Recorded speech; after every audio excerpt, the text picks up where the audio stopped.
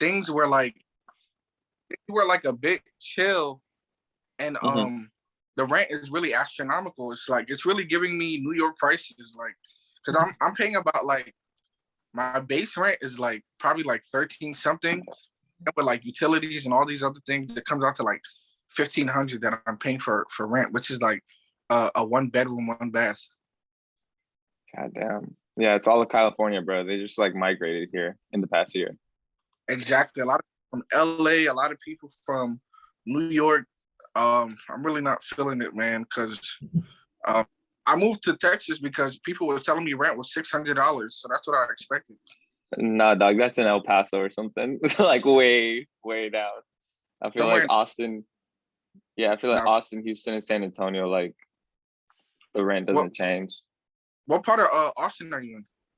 So I was initially in Central, and now I'm like in the Northwest Hills, because like the further you get out, the cheaper the rent is, and I'm not trying to pay like I was when I was in college, I was paying $900 for like half a room, bro, like per month, and that was like the stupidest thing I've ever done.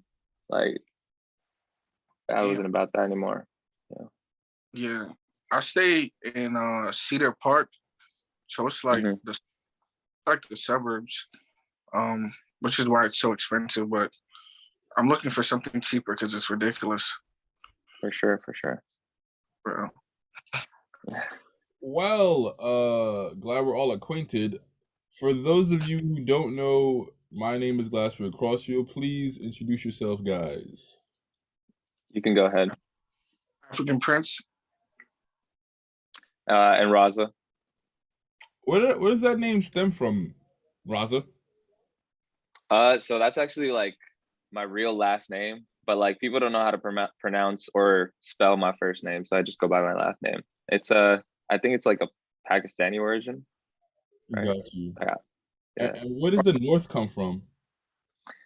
So I don't know, I just liked it because like people can spell it. People like I don't know. I was like Raza North, and I asked people, can you spell the entire thing? Can you write it out? Like when you're doing street interviews and stuff, people are like, oh, what's your YouTube channel? If I tell them my real name and then like tell them to look it up, they won't find it. But if I say Raza North, I could spell the first part, just say North, and everyone knows how to like get to my channel. Okay, so you're just looking for a simple word. A simple word, and then also like I'm gonna be honest with you, I did the whole like there's like websites that show you whether or not the domain name is available, the handles are available everywhere. So like I did all that before I like decided on the name. And then I found Raza North is like available everywhere. So I chose it. I know it's not as exciting as like, some deeper meaning to it, but yeah, that's the truth. Yeah. Got you. So what were your plans that you wanted to do with your life after high school? That's an interesting question. I initially I thought I went into computer science because I was trying to do like the whole entrepreneurship route type shit. And I was like, all those business majors, I don't know if you've heard it, but they all like try to come up to you and they're like, hey, like I have this business idea. You can take 50% equity if you can build this whole thing, like and all that stuff. So I was like, why would I do that if I could just own the entire company and build out the whole product myself if I learned how to code, right? So that was the plan. 2 years in, I hated my life. Computer science was not it. Like I hated it, and I still went through the whole thing, but that's kind of why like I make content, because that's like what I've always consistently loved throughout my life. How did you come into contact with like making contact? Like when did that first start for you? When I was like, oh shit, this is gonna. All right, so when I was like 12, I used to make like Minecraft content. Like I was I was that kid in middle school making Minecraft videos and like gaming videos. And I had like 5,000 subscribers, and I was doing pretty well. And then I got really bullied, and I was like, fuck this shit, I'm not doing this shit anymore, and I stopped. Oh, No, I did, and it sucks because like I think about it now, I'm like, if I had stayed consistent from 12, like for I real, could have you like fell been. off. Yeah, I know, for real. And so I stopped for a while, and I started doing stuff like in Instagram marketing. Like I know the way TikTok is now is how Instagram used to be, right? Like you could you could blow up on the Explorer page. You could be like the next viral sensation type thing. So I Okay. used to make like these travel luxury pages, right? Like cars, motivation, all that shit, and then I would just sell them.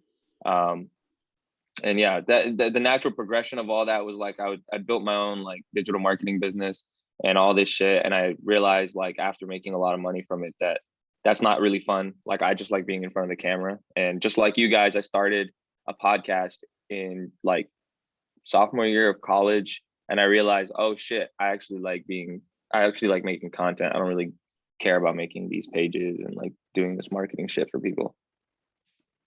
Um, so you're Pakistani, right? Yeah, yeah. So I know with a lot of parents that come from overseas, education is such a big thing. So you being a social media influencer, how did they take to that? Because I know the stereotype is, be a doctor or, computer engineering and stuff like that. Yeah, I mean, that's a great question because like so when I was 12, like the reason why I shifted from Minecraft to like the marketing thing was like my dad walked out of my life. So like me and my brother had to like find ways to make money. Right. And so that was kind of like the purpose behind it. So because my dad wasn't there, my mom was always supportive of everything I did. So I was just really blessed to not be in that super competitive comparison environment where it's like, oh, look at these people doing this. Like you should be a doctor, you should be a lawyer, you should be a this. It was more like I trust you to do what needs to be done type of deal. And I think the purpose behind my content is not just like it'll come off as corny, but it's like I'm still trying to figure out how to label it properly. It's just like possibility is kind of like the word that I want people to think of when they look at like my brand and stuff. Because eventually I want people in my community to be able to look up to me and be like, oh shit, I don't need to be a doctor, I don't need to be a lawyer, I don't need to be pursuing the medical field if I want to do something in the arts, right? Because so many people in the brown community and the South Asian community, they're good at dancing, singing, all this shit, but they just throw it all away because like they have to be accepted, right? Like they throw it all away just to be like, just so like, when, I don't know if you're familiar with like arranged marriage and all that shit, but when it comes down to that, right, they want to be like, when they're going to, talk to the girl's parents or something, they want to be able to say, hey, like I'm a lawyer, I'm a doctor. Like I find a lot of pride in being able to say like, hey, actually, like I was a computer science major and I did the whole damn thing, and I just make content for a living now, and just seeing their reaction, because that's authentically who I am. You know what I mean? I just think people don't have the balls to do that. So my mission in life is really to just get to a point where my own community, like I understand where they're coming from. Nobody respects content creators in my community, like until they're at the very top, like, Hassan Minaj, like XYZ, like nobody respects the come up. So I know I got to make it. And then I got to be able to like bring the next generation along so that they can actually like break through that stupid stereotype. Mm-hmm. Looking through your I thought it was a joke when you were saying like your father wasn't in your life. I think that was like a part of one of your comedy sketches that I had seen. So I really had no clue. I literally thought it was a joke. So to hear that is crazy, especially like you don't really see that in like the brown community. Never really, that's really a shocker to me. Yeah, it's because like what happens, and this is part of why it was so difficult, because like everybody, like it's kind of wild that the world is progressing, but like communities and cultures, they remain like very under wraps, if that makes sense. Like people still in my community, it's very looked down upon if you get divorced, even if like you're being like, I don't want to say too much, but it's like, if your relationship is super, super unhealthy or toxic or there's violence involved, it's still like, nah, like because we want to look like the perfect family or like look a certain way to the community, we got to keep this under wraps because a divorce indicates that you weren't able to like handle your shit. So if you do get one, it alienates you like pretty fast. So yeah, I mean, that was a whole ass thing on its own, but look at us now, right? The fact, one of my homies, very close, grew up with him. He's actually from Bangladesh. So, we're really cool. So I know a lot about, the culture and everything that comes with that. So like everything you're saying, like he's really said before, but he's also said that, especially like in 2021, like the younger generation, like brown people are growing out of, being traditional and stuff like that, Yeah, I mean, I agree with you. I just don't think it's like it's not going to fully transform until we all like this generation becomes parents, right? Like, and that generation that we raise grows up a little bit, and we'll all have our like own issues. But you're right, like we're breaking out of the traditional mold. I just think it sucks watching like being able to see both sides. Like, you see the people that are trying to break out of the mold, but then when they're back around like the traditional people, they'll conform. A lot of judgment. Your life looks so damn exciting online. So how did you get to this point? And where do your ideas stem from? Well, which part seems exciting? Oh man, like you joining the Sway House. Yeah. That looked pretty lit. Just the series of exciting adventures that you go on. Yeah.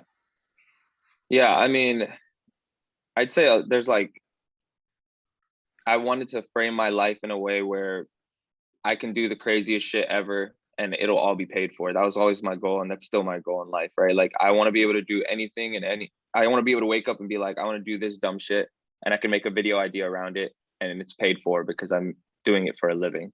So that's kind of where the motivation around the entire channel comes from.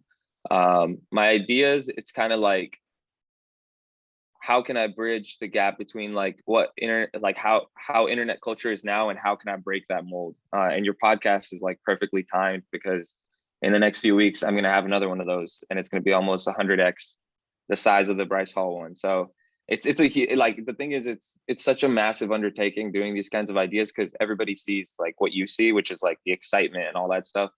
But bro, like even before that idea, I'm putting real life money, real life risk on the line. Like this is not like just some internet stuff, right? Like really had no money left after that idea. I was actually on the last straw, but that's kind of how I like to live it because it's like how many people can say they do crazy shit like this, right? Like looking back, so How it just puts me on fire. It puts me on fire.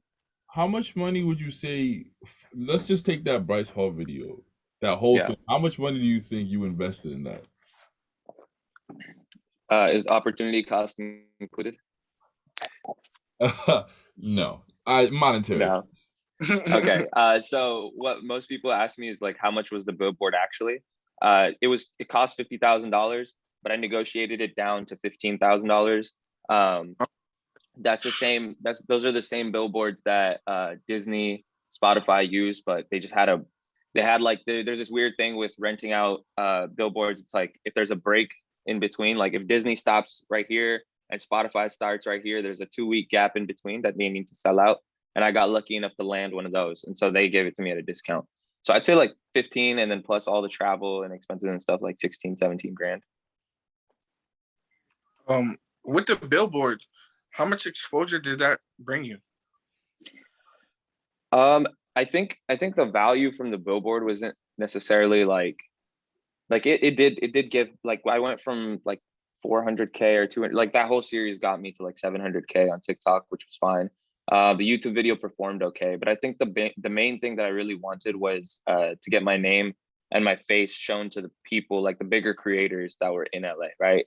And once there's some like recognition there, that's where like you start creating a name for yourself in the actual community, and that was kind of the goal. And I think that happened because now when anyone comes to my page from a different video, they'll see the Bryce Hall video, and then they'll like, because that one was put together so well and I put so much effort into it, then they automatically follow me, and then a conversation started because of it.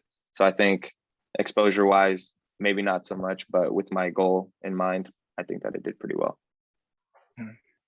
When you do these challenges, do they not like? Do you not have fear or what? Like which one? Like walking 100,000 miles. Like you put one of them dudes in a helicopter to skydive very randomly. Cause I'll be watching your videos. I'm like, this man is not human. Like I don't. You're doing things that are godlike. Immortality. Too much credit. I'd say, bro, I'm like, I'm pretty sure like a just chasing like I know that that shit's bad because it can lead you like down a very dangerous path. So You're breaking up. You're breaking up. can you hear me? Yeah, I didn't hear chopped and screwed. Okay, is it good now? It's better. No, not at all. All right, let me try this one.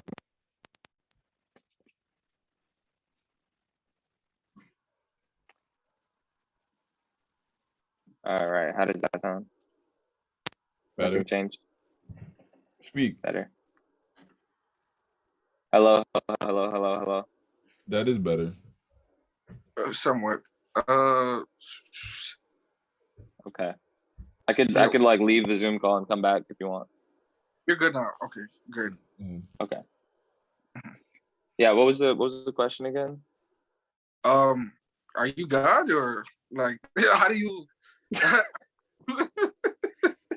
Yeah. So yeah. Oh, that's what I was saying. Yeah, like, bro, it's just about I'm an adrenaline junkie. I love chasing the highs, bro. And it's like I like doing shit that's like super unique. The way I describe it is, and maybe it's a far-fetched example, so I'll try to like break it down. It's like when there's a concert, you know how there's like 50,000 people in the stadium, right?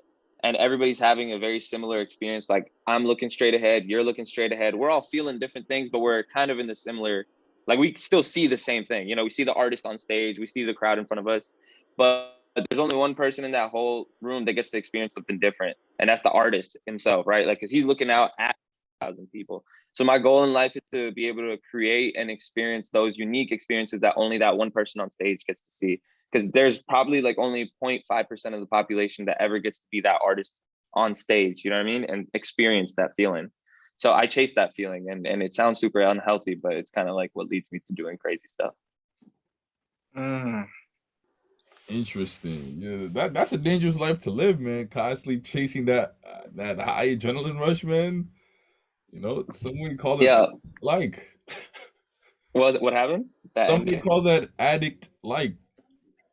It is. I have an addictive personality, but like, I don't know. Like I check myself before I do something like too crazy, and I have people that check me before I do something too crazy. I remember for a TikTok, when I started questioning myself was when I did one where we climbed at the top of a crane and we like hung a hammock and we like swung out of it. It was on some. That's when I like started having to check myself. David Blaine? You think you're David Blaine? Dog knows what he's doing. Bro, you're crazy. Do you have to sign what are those called? Waivers? Yeah, just in case you die. I'm not saying that you will, because we don't want that. Hello? See, doing something? No, I can't hear a thing. Yeah, I can't hear you.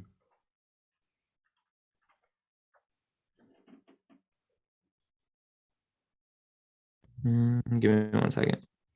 Oh, okay. All right, can y'all talk real quick? Hello? Yeah. How you doing? There we go. I think it was a problem with Zoom. Okay.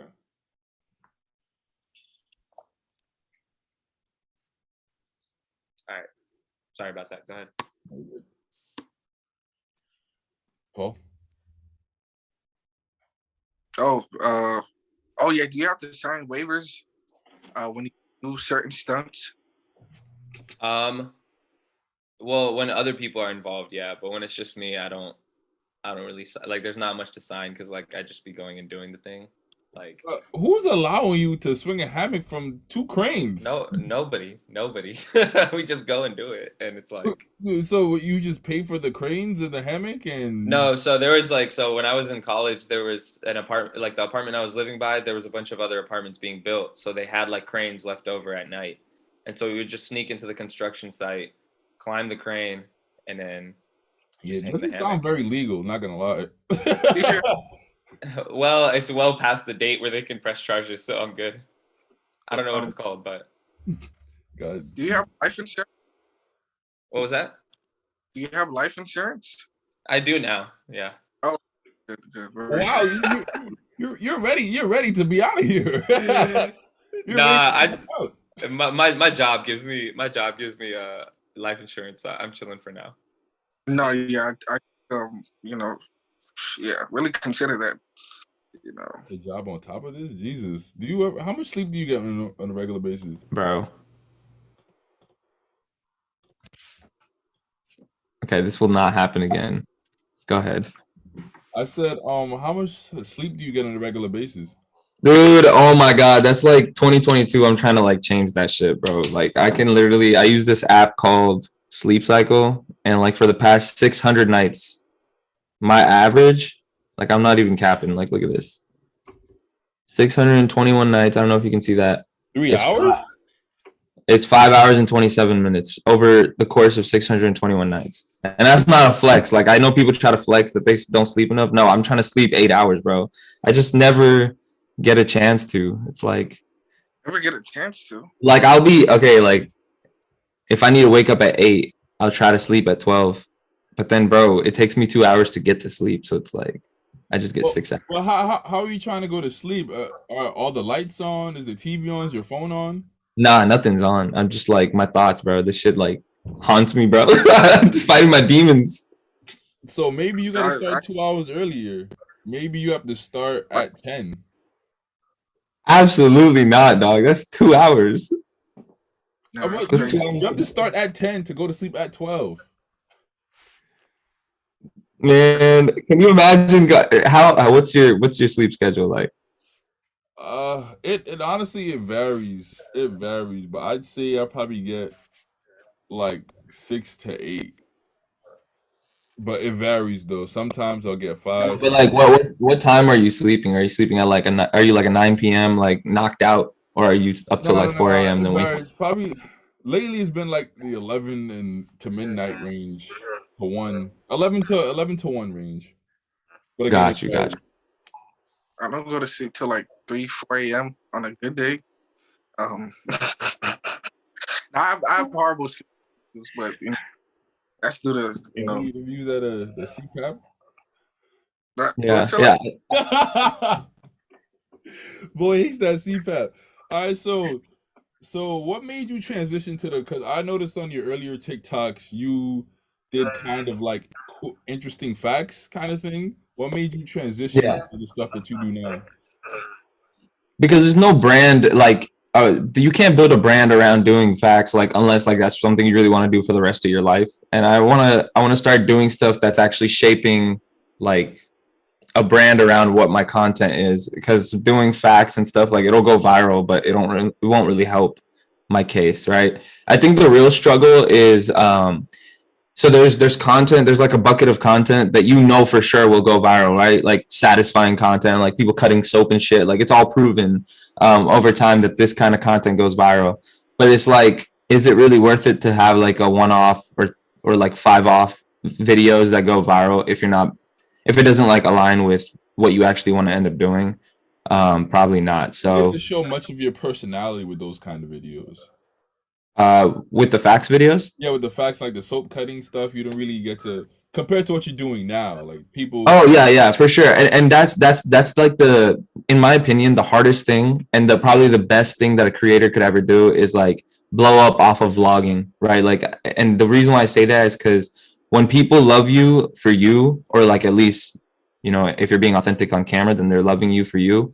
You're able to move that audience anywhere. Regardless of what you're doing, they love you for you. So you are now, your niche is you. You know what I mean? If you have 3 million people, you could turn your entire content into cutting wood or some shit like that, right? And people would be like, oh, this is interesting, right? But if you're a motivational channel, or like your ideas are just like, for example, yes theory, right? Like their thing is around just saying yes and stuff. If they started trying to cut wood, no one's going to watch that, right? Unless they made a video in their like specific niche type thing. So I always think about that. That's why I think Logan Paul, Emma Chamberlain, all these people that have done personality based stuff, that's why they're still around, because people follow them for them. And so, yeah. That's a good point. Yeah. So what do you use to edit? I use Final Cut. Nice. Were you well? You're a computer science major. Were you always good at editing, or that's something you kind of had to learn? I think I like edited a lot for like the Instagram pages back in the day, and so then I don't edit my own videos now. Like I don't have enough like time to like be able to like shoot the video. You What was have that? an editor? Yeah, I have an editor now. How much? What's their rate? I'd rather not say. Oh wow, that Yeah. much? Damn. Yeah, I'm trying to bring my people along with me, so that's why. Oh, got you. Okay, I got you. Yeah. What's your daily routine? What's my daily routine? Yeah. So normally, I'm gonna be honest with you, full transparency. I told you 10 a.m. for this podcast because that was the motivated version of me, right? I was like, I'm gonna be up already at 8 a.m. grinding for 2 hours, and then I'm gonna do this podcast. I slept at 4 a.m. last night, so it just varies. So like today, I woke up, I was dead inside. I was like, bro, I need 5 minutes extra to get myself together. But yeah, no, like my typical schedules: wake up, like I have a day job because I have to fund the videos somehow. It's like I work remotely, so I'll work on that, and then I'll go filming right after, come back, upload all the footage, and I don't know, just relax for a little bit, then just keep working. Like that's the thing. It's I think the good thing about having this stuff and a day job is like the reward is going out and filming, right? And so I never feel like I'm working when I'm doing YouTube content. I thought like TikTok was your main job. Nah, I mean, if you see some of the content I want to make, like I think to go viral on YouTube, you can't be starting from scratch no more. Like that's just my opinion. Like I know some people will say, no, you just need to hold a camera in your hand and start filming, but it's like the competition is so crazy now that I think you either need to put a shit ton of money into production, like not into making a 4K video, but like into how it's edited and all that stuff. Or you need to just make the idea crazy, right? Just to like even for the video to even do well. So you just got to be consistent. It takes forever. Yeah, that too. And TikTok helps a lot because like it helps you get discovered. Yeah. What opportunities have TikTok and YouTube provided for you? I'd say like if TikTok didn't exist, I don't think the possibility to be a full-time YouTuber would have registered in my head, because TikTok is like so, like the algorithm accepts your content with such open arms, right? Like if you make good content, you'll get rewarded. YouTube, it's like, if you make good content for the next 5 fucking years, we will finally decide to put you on, right? And so I think the opportunity TikTok gave me was like, oh, hey, maybe this could actually become a thing,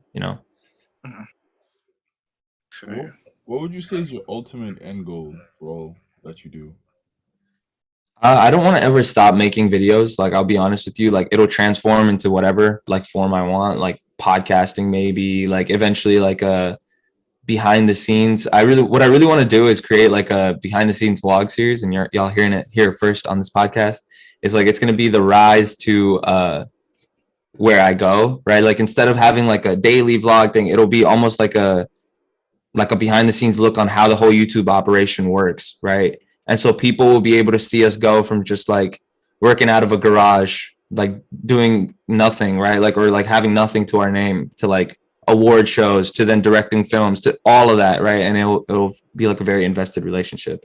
But the end goal is really to, and again, it's hard to say this out loud, but like I think you got to start somewhere. But the goal is to eventually inspire the next generation of South Asian kids, the next Ariana Grande, the next Taylor Swift, to be able to put their art out there because of the message that I was able to like promote in the community, that you can put your art out there, you can dance, you can do this, you can make a living off of it, and it's a very respectable thing. So that's the end goal. Like I feel like whether I do it and like within my lifetime or it happens after I die, like I think that's kind of like what I'm shooting for all my life. You You ever thought of making content out there, like later on down the line? What was that? Like where? Like you said, the South Asian community. So ever thought of like doing content out there, especially since you're trying to inspire them? Oh yeah, for sure. See, like one of the most insane things I think are gonna happen as I go on this journey is like um the love that I'll get from in America is going to be very, very small compared to the love that I'll get back home from my own people. And like I'm just excited to see that. And eventually in the future I'll go there and like once YouTube pops off a little bit more, I'll definitely go there and make content. It's just a matter of when. Got you. Yeah. So who or what motivates you to do what you're doing, to keep going? I don't want to look at myself like 10 years from now and realize that like I could have gone harder. Like, you know, like I don't want to live with that regret in my head. I think sometimes I think I like, at least in February when I was doing that Bryce Hall idea, like I think right now I'm able to do crazy, crazy shit and just like massively risky stuff. And I don't know, my brain is good enough to be able to survive. Like I'm able to survive. I've done it so many times. But it's like if I just allow myself to become cushy and like, you know, just start living nice and like buying nice things and doing this and doing that, like I know for a fact that it'll be a great 2-3 years of just living bougie and, you know, having a great time and all that stuff. But 10 years from now, I'm going to look back and be like, damn, I could have done some really wild shit with that money. Right. And so that's kind of how I live my life right now. Right. Like any idea that pops into my head, I'm like, why not? Because it took me, I think from 12 to 22, it took me 10 years to get over like, you know, the thing in your head when you're making content is, oh, what will people think of me? Oh, like, will people judge me? Oh, like, are people making fun of me? And it was so bad too, because the main reason I stopped was because people bullied me for it, right? Like all the kids would make fun of me and shit. And so it's like that shit like traumatizes you and makes you feel like, oh, fuck, everybody cares about me. Everybody cares about me. But after 10 years of getting through it, when you stop giving a shit is like, bro, it is so like any idea is possible at that point. It's like, what is the worst that can happen? People look at my content, they say, oh, he failed this series. It's like, okay, great, right? But it's like I'm still gonna keep going until it takes one big swing to break the internet, and then that's what you're known for, right? And I'll keep on swinging my bat until I hit a home run type shit. Are there any YouTubers or TikTokers that you look up to or respect? Yeah, I respect Eric a lot. He makes similar content to me, and he like I subscribed to him at like 10,000, and I watched his rise, and he went from like 10,000 subscribers to 1 million in a year to now 3 million the next year.